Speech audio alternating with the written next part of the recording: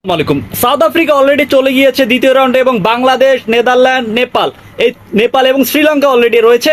এই চারটা দল থেকে যে কোনো একটা দল যাবে, সেক্ষেত্রে বাংলাদেশ অনেকটা এগিয়ে থাকবে এবং এই পয়েন্ট টেবিল যদি আপনি হিসাব করেন সেক্ষেত্রে প্রত্যেকেরই জাস্ট নেদারল্যান্ড এবং বাংলাদেশের 2 পয়েন্ট, বাকিদের এখন পয়েন্ট খাতা খুলেনি। সো রান রেটের দিক থেকে বাংলাদেশ এগিয়ে আছে। সব থেকে মজার বিষয়টি হচ্ছে এই চারটা দল থেকে নেদারল্যান্ড একটু শক্তিশালী। এখন আমাদের ভাবতে হয় যে ভাই আমরা নেদারল্যান্ডের সাথে জিতবো কিনা, কিন্তু সাউথ আফ্রিকার সাথে ম্যাচটা হেরেছি, বাট যেভাবে আমরা ওদের সাথে খেলেছি সেক্ষেত্রে আমি বলতে পারি যে নেদারল্যান্ডের সাথে আমরা জিতবো ভাই, কারণ আমরা 2 ম্যাচে ভালো পারফরমেন্স করেই আমরা শ্রীলঙ্কার এগেস্টে ম্যাচটা জিতেছিলাম। তারপর সব থেকে মজার বিষয়টা হচ্ছে আমাদের ম্যাচটা আমরা জিতেছিলাম, সেটাই হচ্ছে মেইন কথা। সো সাউথ আফ্রিকার সাথে ম্যাচ হেরেছি, কিভাবে হেরেছি সেটা দেখার বিষয় না, আমরা ম্যাচ হেরেছি, এটাই হচ্ছে মূল কথা।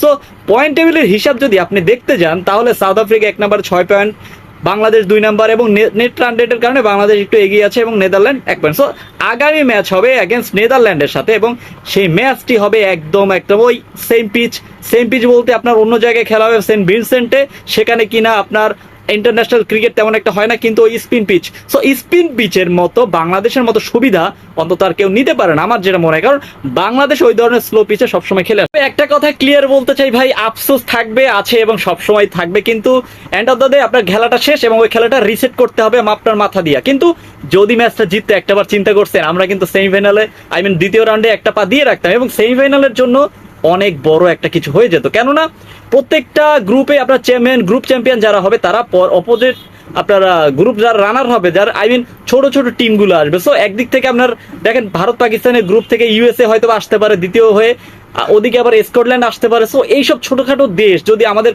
আপনার দ্বিতীয় রাউন্ডে আমরা যদি তাদেরকে পেতাম, তাহলে কি আমরা ওদেরকে হারানোর আমাদের যোগ্যতা নাই ভাই? প্লিজ একটু কমেন্টে জানাই দেন তো। সো এই আফসোসের জায়গাটা আমি কোথায় রাখবো বলেন তো? এর জন্যই খারাপ লাগে আমার। আমি ম্যাচ হারছি তাতে আমার বিন্দু মাত্র কোনো ইয়ে নেই, কিন্তু ম্যাচটা তো আমাদের হাতে ছিল ভাই, প্রায় 70-80% একটা সময় আমাদের হাতে ছিল, কিন্তু কি হলো, কপালের লিখন যেটা হয় আর কি বাংলাদেশের সাথে। আমরা আসলে আমাদের মতো দেশ ক্রিকেট লাভার্স মনে অন্য কোনো দেশে নাই ভাই। যাই হোক, এখন কি করার, আল্লাহ করছে, হয়তো আমাদের জন্য ভালো কিছু অপেক্ষা করতেছে। আপনি কি মনে করেন এই জন্য হয়তো আমরা হেরে গেছি? যাই হোক, ধৈর্য ধরুন, আমরা যেহেতু বাংলাদেশের সাপোর্ট করি, সো আমাদের সবারকেই একটা করতে হবে। যাই হোক, ভিডিওটি ভালো লেগে থাকলে চ্যানেলটা সাবস্ক্রাইব করে পাশে থাকুন। ধন্যবাদ।